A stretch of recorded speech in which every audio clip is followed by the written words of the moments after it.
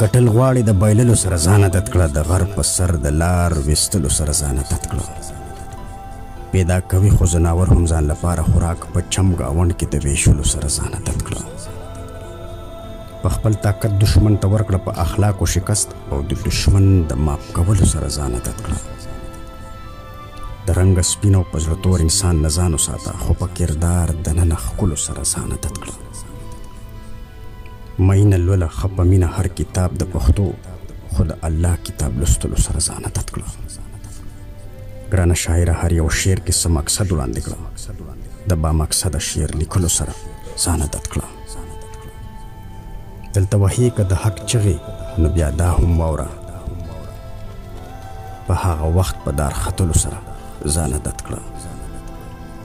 ای ظریف خانه چې د بدو خلکو لاره نیسي، برداشت کوئ د کنځلو سره ځان عادت کړه.